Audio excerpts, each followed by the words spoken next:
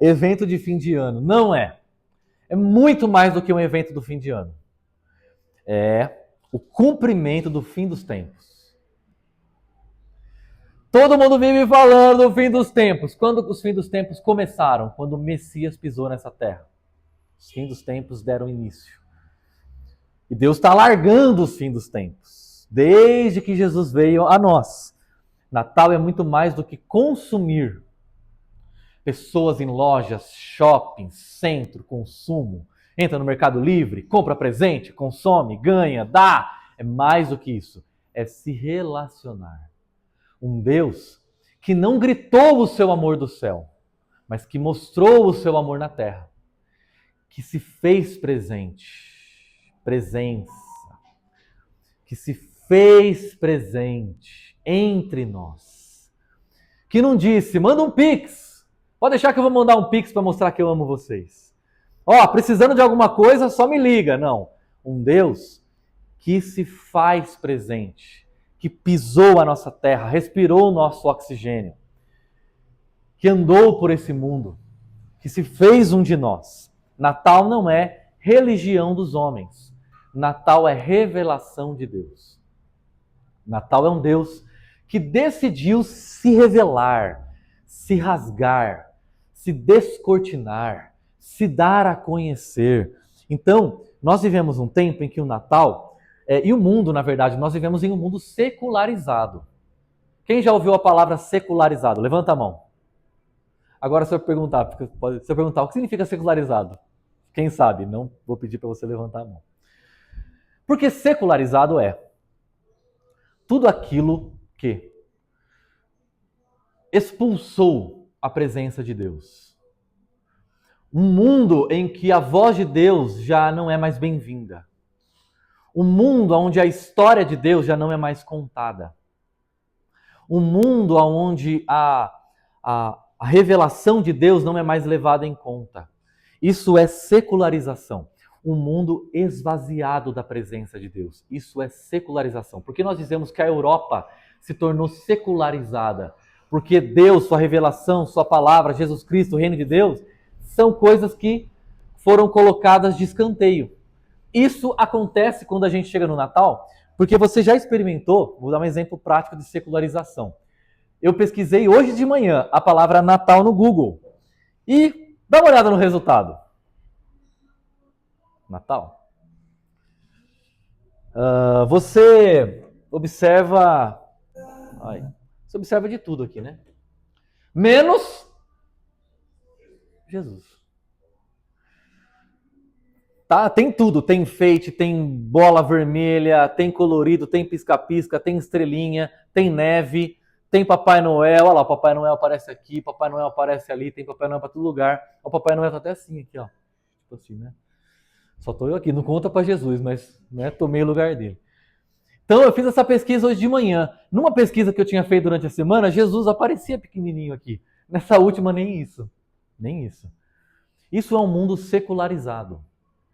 Um mundo onde a presença de Jesus não se faz como uma realidade entre nós, nem como coadjuvante. E eu fiz questão de trazer esse pequeno presépio, né, a gente chama assim, aqui, porque lá em casa nós montamos a árvore de Natal, pisca-pisca, tudo bonitinho, mas tudo como um pretexto para colocar Jesus ali e conversar com o Heitor sobre Jesus. Olha aqui Jesus. E aí ele vai lá e fala, Jesus era pequenininho, Jesus era um bebê. Nasceu igual a você. Mas cadê o berço dele? Então, e quando ele nasceu, ele se deitou em uma manjedoura. Isso aqui já está errado, né? Isso daqui, porque Jesus está com muito cabelo para quem acabou de nascer, né? Ele só deitou na manjedoura, gente, uma vez, tá? Não foi todas as noites, só na primeira. Quando ele nasceu, não tinha lugar onde colocá-lo. Um bebê recém-nascido, não era fortão assim, mas um bebê frágil mesmo, como aqueles bebezinhos que você vê de um dia, colocado, deitado em uma manjedoura. E nós usamos isso só como um pretexto para colocar Jesus ali e contar e nos relembrar da história verdadeira do Natal, que nós sabemos o sentido, né? Quando a gente fala de sentido, eu sei o sentido do Natal. A palavra sentido, até no trânsito, ela significa o quê? O fluxo. qual é o sentido, qual é a direção. Eu sei qual é o movimento do Natal. Eu sei de onde o Natal veio. Eu sei como ele se revelou. Eu sei por onde ele passa. Eu sei onde ele vai acabar. Eu conheço essa voz que ecoa no tempo. Eu faço parte dessa aliança. Eu sei que o propósito da revelação de Jesus Cristo é restaurar a criação, devolver o mundo à sua forma original. Então, Natal não veio para suprir as expectativas humanas. Natal veio para dar esperança ao ser humano. Você leu o jornal, ligou a TV, ficou desesperado? Não se esqueça.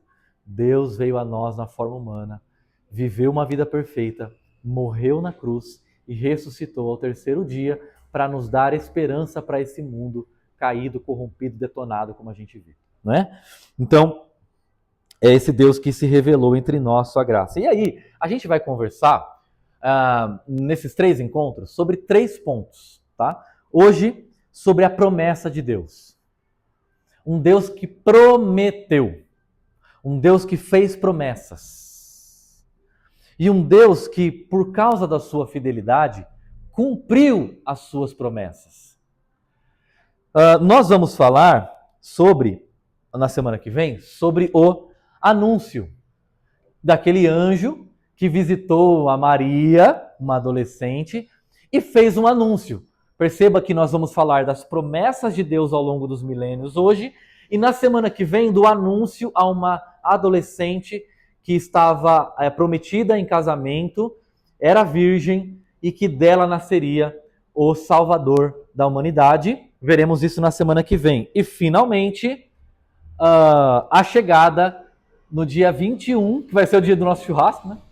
Não é a chegada da carne, é a chegada do Deus que se fez carne, o Deus que se fez um de nós e habitou entre nós. A eternidade que entrou no tempo. O maior milagre, né? O eterno que se fez temporal. O infinito que se fez material. Como isso? Como que pode uma coisa dessa? Um Deus infinito dentro de uma mulher, dentro de um ventre. Ali, né? Pequeno, frágil. É isso que nós vamos conversar. E eu quero começar hoje falando sobre a promessa, trazendo para vocês um livro chamado A Ciência Fala, escrito pelo Peter Stoner. A Ciência Fala. E ele fez uma pergunta muito interessante nesse livro. Ele disse assim: quais são as chances de uma pessoa comum, você e eu, cumprir 8 profecias ao longo da sua vida inteira? 8 profecias da Bíblia. Qual é a chance? Ele dá um número. Ele fez um estudo científico, mesmo assim, prático, um estudo profundíssimo, só de pensar cansa, e ele chegou ao seguinte número: a chance de uma pessoa comum cumprir 8 profecias da vida da Bíblia ao longo da sua vida é essa daqui. 10 elevada à 17ª potência. Cadê os matemáticos? Que número é esse? Uma chance em 10 elevado à 17ª potência. Quem fugiu da escola, 10 elevado à 17ª potência significa 10 vezes 10 vezes 10 vezes 10 vezes 10 vezes 10 vezes 10, 17 vezes, tá? Certo? Tô certo? Certo? 17 vezes. Ai, nossa, cheguei no final do ano, fugi da matemática, vem para a igreja matemática. Toma, matemática. Isso significa, no número prático, isso aqui. 100 trilhões. Uma chance em 100 trilhões. Ai, muito abstrato, pastor. Então deixa eu deixar mais prático para você. Pega todo o sul do Brasil, Rio Grande do Sul, Santa Catarina, Paraná, enche de moedas de R$1 na altura de 60 centímetros. Assim, né? 60 centímetros. Todo os 3 estados e mais metade do estado de São Paulo enche de moeda de R$1 na altura de 60 centímetros. Isso dá 100 trilhões. Pega uma moeda, faz uma marcação nela, joga lá no meio e procura. Essa é a chance de uma pessoa comum cumprir 8 profecias da Bíblia. Pergunta: quantas profecias Jesus cumpriu? Quantas promessas feitas por Deus no Antigo Testamento foram cumpridas ao longo de 33 anos da vida de Jesus? A resposta é mais de 300. Nós estávamos falando de 8, tá?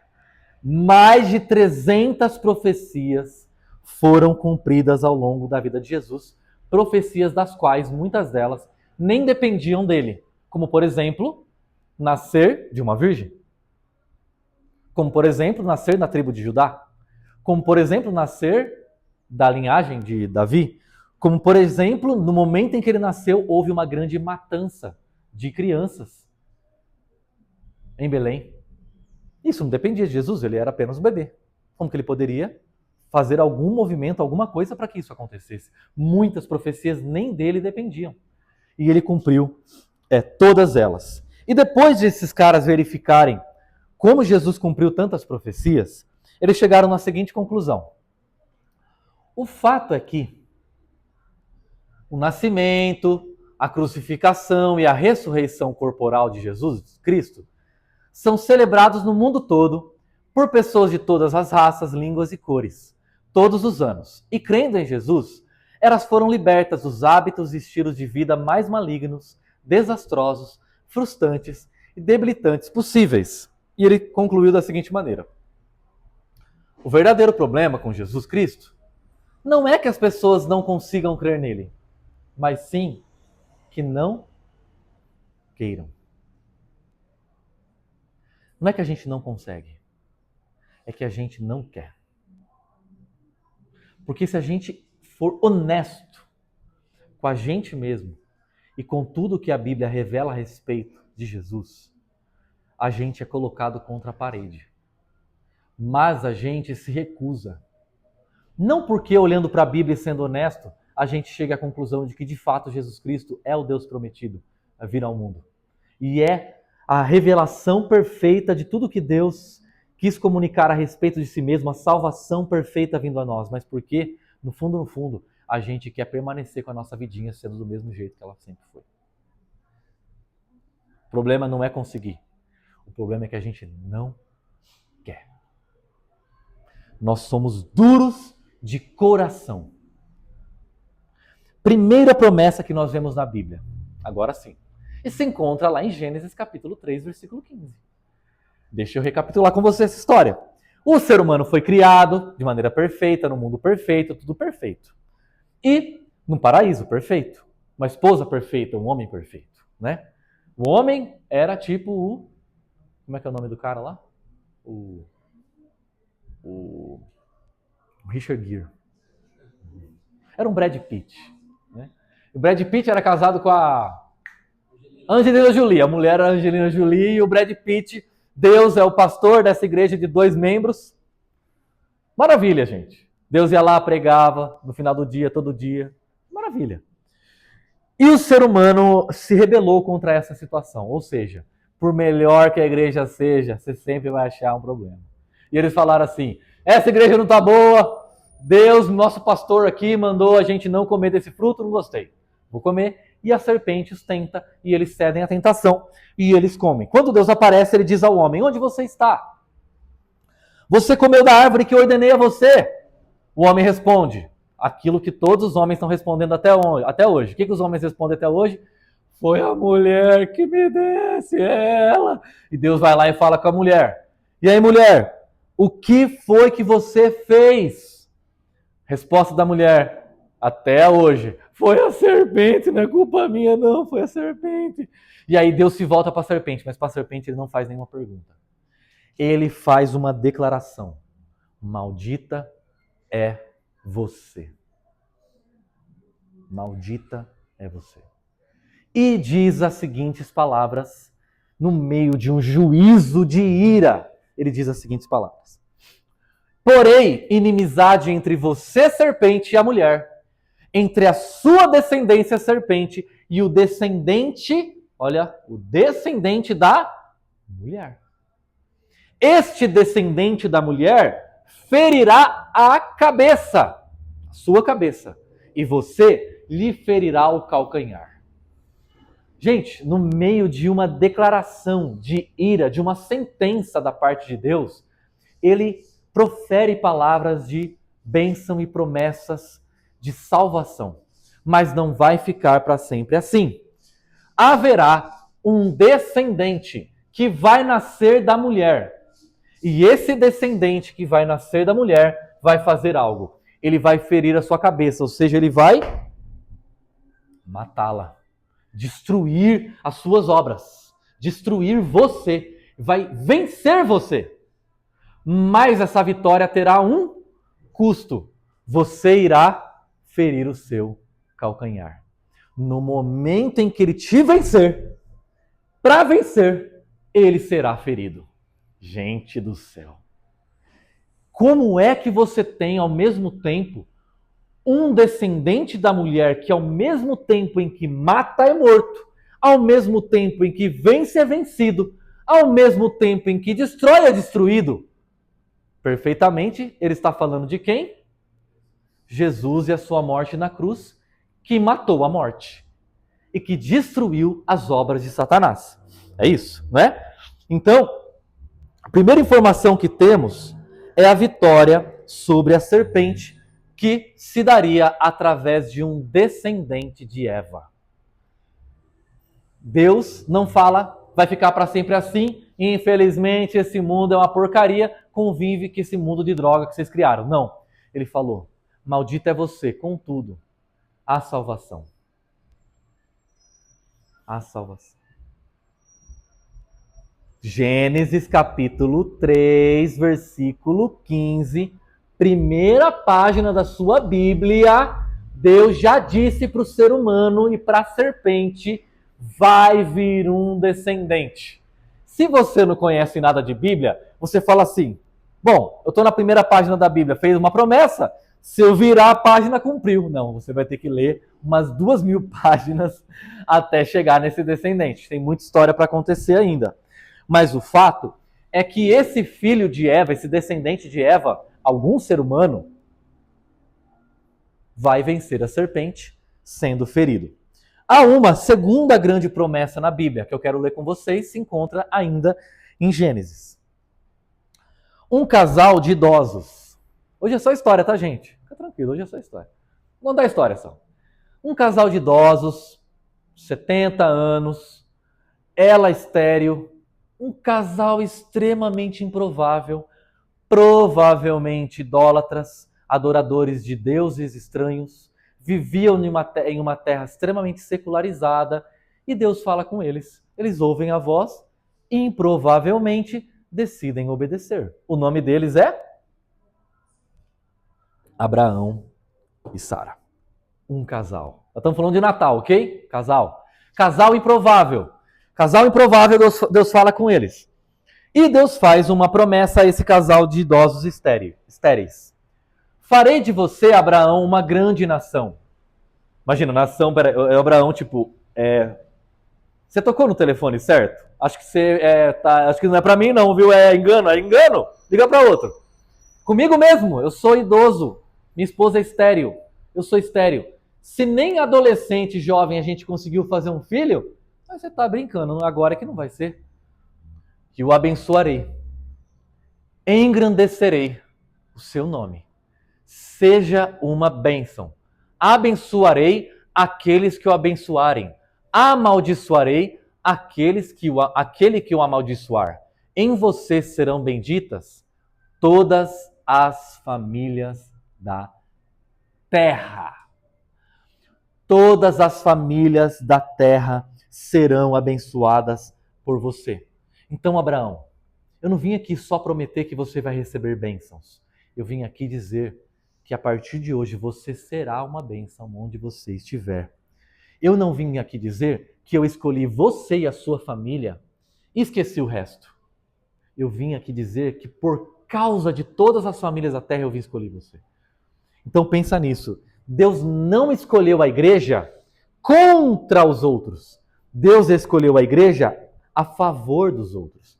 Deus não escolheu Abraão contra as pessoas, as outras famílias. Deus escolheu Abraão a favor das outras famílias, para abençoar todas as famílias da terra através de Abraão, um casal de estéril e um casal de idosos. Deus chamou aqueles que não podiam mostrar, aqueles que nada podiam mostrar, que nada podiam fazer por si mesmos.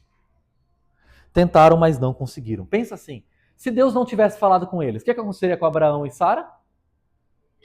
Morreriam? Sem filho? Acabou. Fim. Mas porque Deus falou, Deus prometeu, eles tiveram filhos, e Deus fez desses filhos uma grande nação, essa nação surgiu a partir da palavra de Deus falando a um ventre sem forma e vazio. Um ventre sem forma e vazio. Deus fala, então uma nação surge. E agora é preenchida pela presença de Deus. Essa é a história do Natal. Deus falando com um casal improvável. Abraão seria pai de uma grande nação e Deus faria uma promessa e Deus faria uma aliança com essa família. Agora, gente, eu queria afunilar um pouco mais com vocês, porque esse descendente vai vir de Eva, mas agora a gente já sabe que não é mais de qualquer família. A gente já sabe que esse descendente vai vir da família de Abraão. Então a Bíblia está convidando a gente a prestar atenção nessa família. Uma família tranquila? Não. Uma família de boa para se conviver? Não. Uma família com quem você gostaria de fazer negócios? Não. Não. Uma família extremamente problemática. Essa família de Abraão. Deus faz outra grande promessa. Vamos lá, continuando aqui a contar a história. A outra se encontra em 2 Samuel, outro livro da Bíblia. Muito tempo depois, na família de Abraão, 12 tribos, uma grande nação, eles têm uma terra, vem e Deus chama um rei. Esse rei se chama Davi. Por que Davi é tão importante? Vocês vivem falando de Davi aí na igreja. Por que Davi é tão importante assim? Eu vou explicar. Davi foi o primeiro homem a unificar as 12 tribos debaixo de um único reinado. Você sabia disso? As 12 tribos de Israel eram 12 tribos. Mas quando é que eles se tornaram uma nação debaixo de um único rei? Através de Davi. Davi enfrentou os inimigos, colocou Israel debaixo do seu reinado, conquistou uma cidade chamada Jebus, dos Jebuseus, e tornou a cidade de Jebus a sua capital e deu a ela o nome de Jerusalém. E lá em Jerusalém, a cidade de Davi, ele se tornou rei e se fez lá a sua capital, construiu o seu palácio. Beleza? Todo mundo está comigo? Davi está de boa no seu palácio, ele acorda um dia e ele tem um negócio que ele fala, olha rapaz, ô profeta, eu estou aqui no meu palácio, grande, bonito, minha coroa na cabeça, sentando nesse trono estofado, cheio de ouro, meus inimigos derrotados, e Deus, a igreja lá que a gente se reúne numa tendinha. Eu acho que eu vou construir uma casa para Deus, eu vou construir um palácio para Ele. Ele quer dar uma ajudinha para Deus. Ele está no palácio e Deus está numa tenda. Literalmente, Deus se revelava numa tendinha, tá? Você fala assim, nossa, o Hotel Irapuru não é tão simples. Naquele tempo lá era uma tendinha, tá? Era uma barraca. Era onde a igreja reunia, era uma barraca, tá? Era isso. E o Davi estava constrangido. Como é que eu posso dormir numa cama de ouro, num trono de ouro, e Deus está numa barraca? Eu vou construir um palácio para Deus, uma casa igual a minha. E o profeta dá-lhe uma que eu vou ler para vocês. Diga ao meu servo Davi, que assim diz o Senhor dos Exércitos. Escuta, Davi. Eu tirei você das pastagens, onde você cuidava de rebanhos. E eu fiz isso para você governar Israel, o meu povo. Sempre estive com você por onde você andou. Eliminei todos os inimigos do seu caminho. E eu farei agora tão famoso quanto os homens mais importantes da terra. Presta atenção agora. Quanto a você, a sua casa e o seu reino permanecerão para sempre, sempre diante de mim. O seu trono será estabelecido para sempre. Em outras palavras, você acha que vai me ajudar? Mas fui eu que coloquei você no trono. Quando você cuidava das ovelhas do seu pai, vivia fedido, catando cocô, cuidando das ovelhas, quem tirou você de lá? Não fui eu. Quem colocou você no trono de Israel? Não fui eu. Quem que derrotou todos os seus inimigos? Não fui eu. Você quer me dar uma casa? Mas é eu que cuido da sua. E digo mais, vou fazer o seu nome famoso na terra inteira. Daqui a 3.000 anos, vai ter um pessoal lá em Araraquara, você não sabe. Araraquara fica lá do outro lado. E eles vão estar falando de você. E vão saber que eu dei para você uma dinastia. Eu dei para você um trono que vai durar para sempre. Todas as dinastias de todos os reis dessa terra acabaram. Mas o trono de Davi permanece até hoje. Spoiler. Um segredo entre nós. Você sabia que quando o anjo, é spoiler da semana que vem, quando o anjo foi falar com Maria, se aproximou de Maria, o anjo foi falar com Maria, falou exatamente as palavras que Deus tinha dito para Davi 1000 anos atrás de Maria. Ele disse o seguinte: Maria, o Senhor Deus lhe dará, Maria, o trono de Davi, o seu pai. O pai do filho que está aí, ó, na sua barriga. E ele, esse menino aí que vai nascer, reinará para sempre. E o seu reino jamais terá fim. O anjo tirou essas palavras de onde? Da cabeça dele? Não. Ele está dizendo para Maria o seguinte: Maria, lembra que Deus falou há 1000 anos atrás para Davi que daria para Davi um trono que permaneceria para sempre? Deus decidiu cumprir a promessa 1000 anos depois.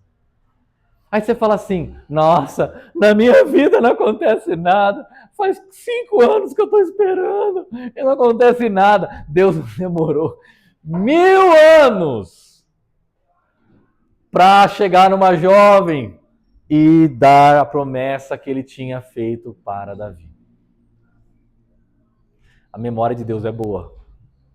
A memória de Deus é boa. Né? A memória de Deus é boa. E ele cumpre aquilo que ele promete. E aí, então a gente vê essa promessa se afunilando. A gente sabe que esse descendente que vai vir é de Eva, um ser humano que nasce de mulher. A gente sabe que ele vai nascer na família de Abraão, de todas as famílias e povos da terra, é do povo de Israel. E dentro do povo de Israel, das 12 tribos, a de Judá. E dentro de todas as famílias de Judá, a família de Davi. Afunilou bem? Não afunilou? A gente já sabe para quem a gente tem que olhar, onde a gente tem que prestar atenção. Agora eu gostaria de ir para um texto que é uma profecia, uma das últimas, a última que eu quero tratar com vocês, tá? Uma profecia que se encontra lá no livro de Miqueias. E aqui eu queria que a gente olhasse com mais atenção, porque todas essas daqui eu sei que vocês já conhecem. Essa aqui é mais difícil, né? Miqueias 5. Olha o que Deus diz através do profeta Miqueias. Miqueias. Se eu perguntar aqui, quem leu Miqueias? Difícil, né, gente? Quem que fala assim, acordei hoje, vou ler Miqueias? Não, né? A gente lê Sal. Sei não vou nem abrir, nem sei onde fica. Só para vocês saberem, essa promessa foi feita há 700 anos antes de Cristo, tá? Miqueias falando, Miqueias é um profeta pequenininho, simples, de uma cidade pequena. Reúna as suas tropas, ó cidade das tropas, pois há um cerco contra nós.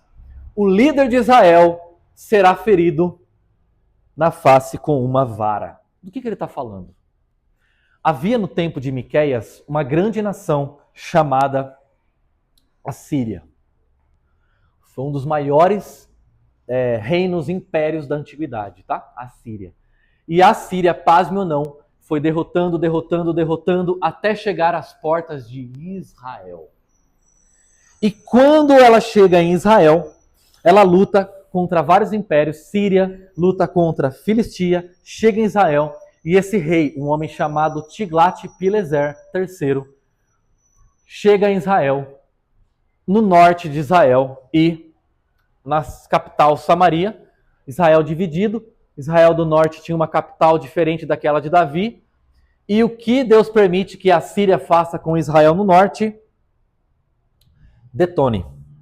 Israel, no norte, é invadida, sitiada, devastada e deixa de existir. Mas o profeta está lá no sul, na Judéia, mais propriamente na capital. E qual era a capital, gente? Jerusalém, que a gente falou que Davi fez a capital lá em Jerusalém.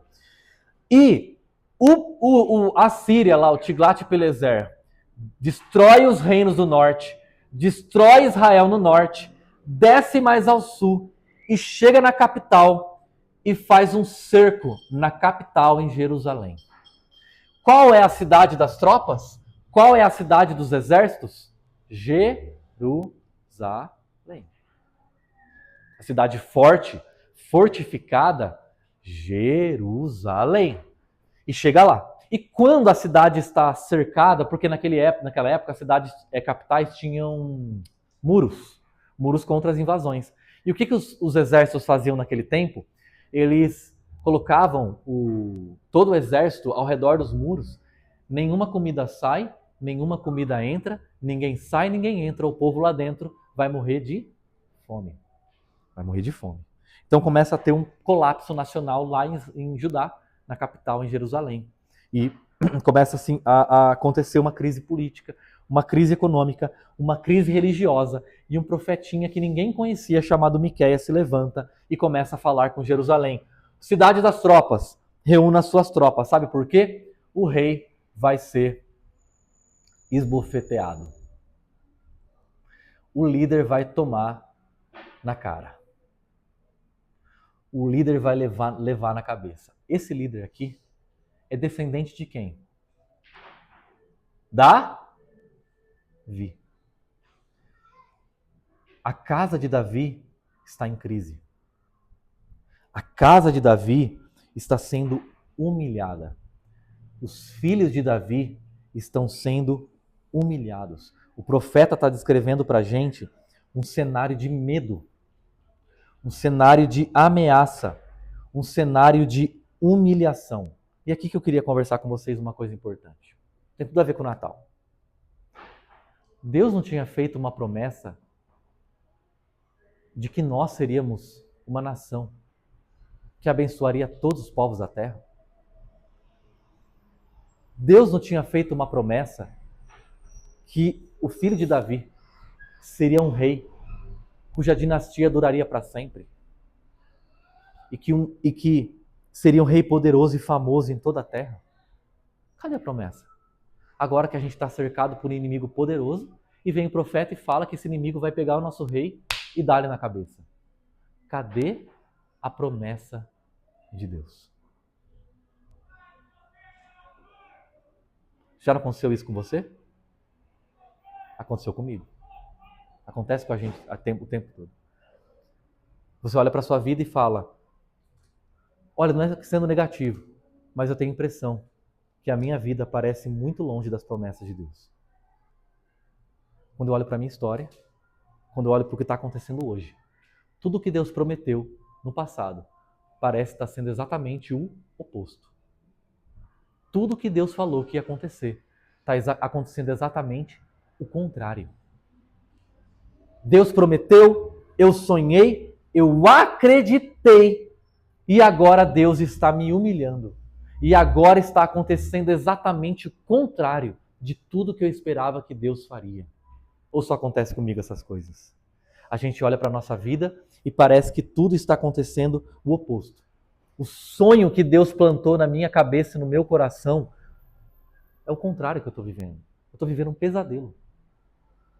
Estou vivendo um pesadelo. Acho que era isso que o Miqueias, o povo, Israel, Jerusalém e o rei. Gente, nós temos uma promessa sobre nós. Uma promessa pairando que Deus afunilou na gente. Somos nós. De nós vai vir a salvação. Mas parece que é exatamente com a gente que está dando tudo errado. Por quê? Será que Deus trocou? Deus pegou o funil dele Virou para outro. Não é mais a gente. Deus esqueceu. Deus abandonou. Deus humilhou. O que vai ser de nós? E a gente começa a se fazer esse tipo de pergunta que está sendo feita aqui. E olha só, Jerusalém, Judá, está nesse tipo de ameaça no sul. Esse tipo de crise. Deus prometeu um casamento, eu estou vivendo outra coisa. Deus prometeu um trabalho, eu estou vivendo outra coisa. Deus prometeu uma família, eu estou vivendo outra coisa. Deus prometeu um monte de coisa, eu estou vivendo exatamente o oposto. Será que era coisa da minha cabeça? Será que Deus não falou coisa nenhuma? Será que eu estou viajando na maionese? E a gente começa a viver uma crise, acreditando que Deus esqueceu e que Deus abandonou, porque nós estamos cercados pelos nossos inimigos. Não é? Aí vem a promessa. Nossa, gente, quando você ouve o profeta pregando, espero mais. Espero mais. Não vai embora antes do mais, senão você vai embora depressivo. Mas você, Belém Efrata,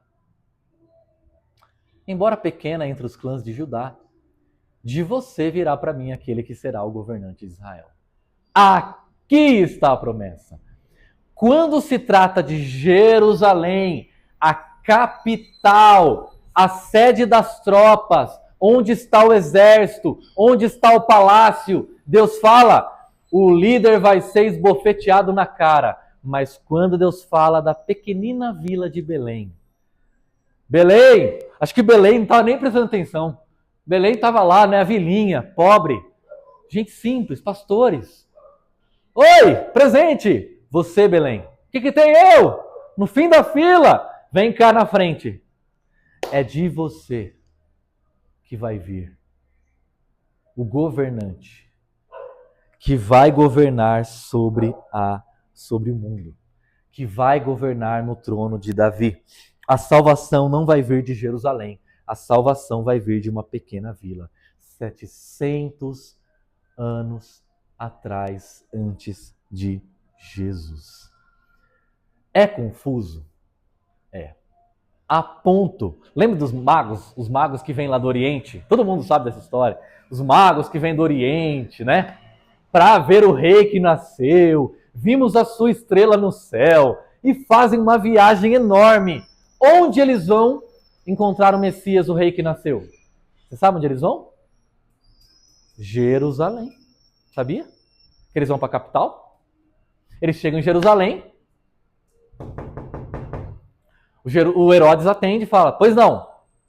Os magos falam, a gente veio ver o seu filho, o rei que nasceu, que a estrela dele estava brilhando, cadê a criança? O Herodes fala,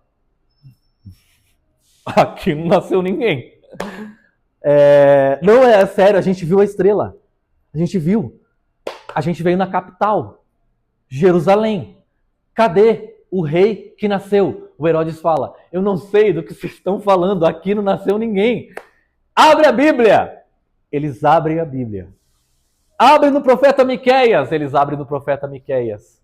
E eles leem a seguinte profecia. De Belém. Os magos falaram, a nossa viagem não acabou. Segue viagem e chega até Belém, onde está Jesus. É aí que o funil afunila. Porque é da dinastia de Davi? Sim, mas não é da cidade de Davi. Jerusalém corrupta. Jerusalém das tropas. Jerusalém do exército. Jerusalém do palácio. Jerusalém da religião. Não é da religião. É da pequenina Belém. E é a mesma coisa que Deus faz hoje. Por que Belém? Por que Belém? Eu e você escolheríamos Jerusalém? Por que Belém? A pergunta é mais profunda. Por que Abraão e Sara? Idosos, frágeis, estéreis. A pergunta é mais profunda. Por que Israel e não os gregos? E não os egípcios? E não a Síria? E não os Estados Unidos? E não a China? Por que Israel? Por que Davi? Um jovem pastor. Por que os pequenos? Paulo respondeu: porque o poder de Deus se aperfeiçoa na fraqueza. E a grandeza de Deus se revela na pequenez. E aqui eu queria falar sobre nós pequeninos. Você olha para a sua vida e fala: eu? Certeza que é comigo que Deus está falando? Você. Nós, discípulos, na igrejinha, pequenininha, nós, quase que escondido, nós pequeninos, simples, pobres, frágeis, insignificantes no mundo. São essas as pessoas que Deus escolhe. São os pequenos, são os humildes, são os simples. Não são os arrogantes. Sabe? Você chega no final do ano e talvez aconteceu tanta coisa, você fala: cheguei são e salvo. Quando a gente olha para trás ao longo da nossa vida, 2025 e o resto, talvez você pense: nossa, graças a Deus, eu cheguei, eu conquistei, eu fiz, eu realizei, ainda bem. Mas não foi você, foi Deus. Sempre foi Deus. Não foi porque você é capaz, não foi porque você é bom, é porque Deus é fiel. Deus é fiel. Não é por causa da sua capacidade. Não é por causa da sua competência. Não é por causa do seu poder. Não é por causa do seu dinheiro. Mas é por causa do amor e da misericórdia do nosso Deus, que permanece fiel ao pacto, à aliança que Ele tem há milênios com o seu povo, do qual eu e você fazemos parte. Somos pequenos e frágeis, mas Deus nos ama. E olha, a profecia continua. De você virá para mim aquele que será o governante. E o governante de Israel tem uma característica. Qual que é? As suas origens estão no passado distante, em tempos antigos. Espera aí. Ele vai nascer de uma mulher. Isso. Mas a origem dele não está na mulher? Não. A origem dele está no passado antigo? Isso. Então ele é antes de nascer? Exato. Ele é anterior ao seu próprio nascimento. Então, agora ele depende do oxigênio para respirar. Mas, na verdade, ele sempre foi aquele que deu fôlego de vida a todos. Agora ele está dependendo das vitaminas, da placenta da mãe. Mas foi ele que sustentou todas as mães, homens, pais, pessoas, mulheres, seres vivos do planeta e do universo. Ele é antes de ter nascido. Ele é eterno. Ele é aquele que dá fôlego a todos. Então, ele é antes. Ele é antes. Olha só o que a Bíblia diz sobre ele. No princípio, era aquele que é a palavra. Ele estava com Deus e era Deus. Ele estava com Deus lá no princípio. Então, Jesus não é um ser humano tentando ser Deus. Jesus é o Deus que se revelou ser humano. Olha só o que a Bíblia diz. Ele é antes de todas as coisas e nele tudo subsiste. Ai, pastor, o que significa subsiste? Significa que nele todas as coisas estão sendo sustentadas. Ele é quem suporta, sustenta a realidade, a existência de todas as coisas. É Ele. E olha só, uma vez Jesus estava discutindo com os religiosos. Deixa eu voltar. Uma vez Jesus estava discutindo com os religiosos, e os religiosos estavam batendo no peito dizendo assim: Jesus, quem que você é? Nós somos filhos de Abraão. Sabe Abraão, que Deus fez a promessa? Abraão, nós somos filhos dele. Você está pensando que você é quem, Jesus? Aí Jesus dá essa respostinha para os religiosos. Olha só o que ele fala. Abraão, o pai de vocês, alegrou-se, porque ele veria o meu dia. Ele o viu e se alegrou. E Jesus lhe respondeu: em verdade lhes digo, antes de Abraão nascer, eu sou. Toma essa, né? Vocês estão achando que vocês são filhos de Abraão? Abraão, quando pensou em mim, se alegrou. Antes de Abraão nascer, eu já era. Eu sou. E é bonito, né? Ele não fala eu era, né? Mas eu sou como quem vive em uma eternidade que não está presa no tempo, que não está presa às condições do tempo. Antes de Abraão, eu sou. Vocês estão respirando? É por causa de mim. Vocês estão aí vivendo, falando? É por causa de mim. Eu sou antes de todas as coisas. E agora vem uma promessa que não é tão boa assim. Por isso, Miqueias diz, os israelitas serão abandonados. Os israelitas vão ser abandonados. Até quando? Até que aquela que está em trabalho de parto dê a luz. Vocês, Israel, vão sofrer uma disciplina. E essa disciplina vai durar bastante tempo. Sou só eu ou você também já foi disciplinado por Deus? Sabe quando Deus fica meio quieto? Fica meio distante, assim. Ele estava falando. Aí você estava recusando. Aí Deus pega e fala, então tá bom, vou ficar quieto. Aí você fala, Deus, cadê você? Fica num vácuo. Você clama e não tem resposta. Os israelitas vão passar por isso. Sério, Deus? Até quando? Até aquela que estava em trabalho de parto dar a luz. O Isaías, que é um outro profeta, ele dá essa profecia com outras palavras. Olha a profecia dele. Por isso, o Senhor mesmo lhes dará um sinal. Qual é o sinal? A virgem ficará grávida e dará à luz um filho, e o chamarão Emanuel. Quem não conhece de Bíblia fala, entendi foi nada. Meus alunos falam isso mesmo, entendi foi nada. Mas não é Jesus? O que é esse negócio de Emanuel aí, que eu não entendi nada? É Emanuel ou é Jesus? Eu não entendi agora. Vou explicar. Emanuel significa Deus conosco. É uma palavra. El significa Deus. Imano, uma palavra hebraica, significa conosco, com a gente. Deus com a gente. Deus que se faz presente entre nós. Jesus é o Deus Emanuel, porque Jesus é o Deus que se faz presente aqui entre nós. A virgem vai ficar grávida e quando ela der à luz, é o Deus que está entre nós. Então, o restante dos irmãos do governante voltará para se unir aos israelitas.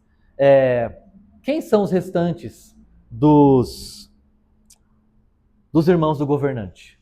Eu nem sabia que o governante tinha irmão. Você sabia que o governante tinha irmãos? Sabia que o governante tinha irmãos? Quem são os irmãos do governante? Quem são os restantes do governante, dos irmãos do governante? Nossa. Deixa eu dizer uma coisa. Tem muita gente por aí, nesse mundão de Deus, que vai se unir. E esse governante vai olhar nos olhos deles e vai dizer, vocês são os meus irmãos. Vocês são parte do meu povo. Esse foi Jesus. Governante que constituiu uma família. E é aqui que eu queria olhar para vocês, do outro lado desse funil. Quando Jesus veio a esse mundo, nasceu de uma virgem, cumpriu todas as profecias, viveu obedientemente a Deus, foi tentado, não cedeu, cumpriu a profecia, ensinou a palavra, pastoreou o povo, fez amigos, reuniu uma comunidade que o traiu, foi morto, ofereceu um sacrifício, ressuscitou ao terceiro dia, apareceu aos seus discípulos, seus amigos, seus irmãos e disse, um dia eu vou voltar. Esse sacrifício que eu fiz é em favor de todos vocês que creem em meu nome, crendo em mim, receberão salvação, receberão o pacto, a aliança que Deus prometeu com vocês. Subiu ao céu. E quando ele subiu no céu, ele formou uma comunidade bem pequenininha de 12 discípulos dele, que deveriam ir ao mundo fazer o quê? Fazer discípulos dele. Onde? Jerusalém, a capital derrotada. Samaria, a capital derrotada. E até onde? Até os confins da terra, até Araraquara, até a sua casa, até a minha casa. E essa mensagem chegar até mim e até você. A mensagem do Natal. Qual é a mensagem do Natal? Qual é o sentido do Natal? Um Deus que cumpre suas promessas. Não importa quanto tempo passe. Anos, décadas, Deus é fiel e cumpre todas as suas promessas. Essa é a história do Natal. Um Deus que nos visitou. Para encerrar, sobre paz. Ele se estabelecerá, pastoreará na força do Senhor, na majestade do nome do Senhor, o seu Deus. E eles viverão em segurança. Em segurança. Pois a grandeza dele alcançará os confins da terra. Ó, mesma linguagem quando Jesus fala, vão aos confins da terra. Está falando de Araraquara aqui, gente. Araraquara é o confim da terra. E ele será a nossa paz. Ele vai governar, mas não vai governar oprimindo, matando, mandando. Vai governar pastoreando, conduzindo. E ele vai oferecer, não é proteção, segurança. Está aí a nossa confusão. Você acha que Deus vai te proteger. Ele não vai te proteger. Ele vai te segurar. Sabe o que é equipamento de segurança? O que é equipamento de segurança, Érica? A Érica caiu. Não é, Érica? Equipamento de segurança não é que você não vai cair. É que quando você cair, você vai estar seguro. Deus não prometeu proteção. Deus prometeu segurança. Deus não prometeu que não vai acontecer nada ruim. Deus prometeu que quando acontecer as coisas ruins, você vai estar seguro. Quando acontecer a tempestade, ele vai permanecer fiel. E nele você vai estar seguro. Nós nele temos bom ânimo, pois ele venceu o mundo. Ele nos deu o seu reino. Olha o que Jesus disse. Eu sou o bom pastor. E o que o bom pastor faz? Dá a vida, sua vida, pelas ovelhas. E eu queria terminar assim. Deus não prometeu proteção. Deus prometeu segurança. Deus não prometeu sossego. Ele prometeu paz. Que a gente confunde. Ué, tô seguindo Jesus, cadê a paz? Não, você está falando de sossego? Porque para nós, o que o brasileiro quer, gente? Pé na areia, caipirinha, cervejinha,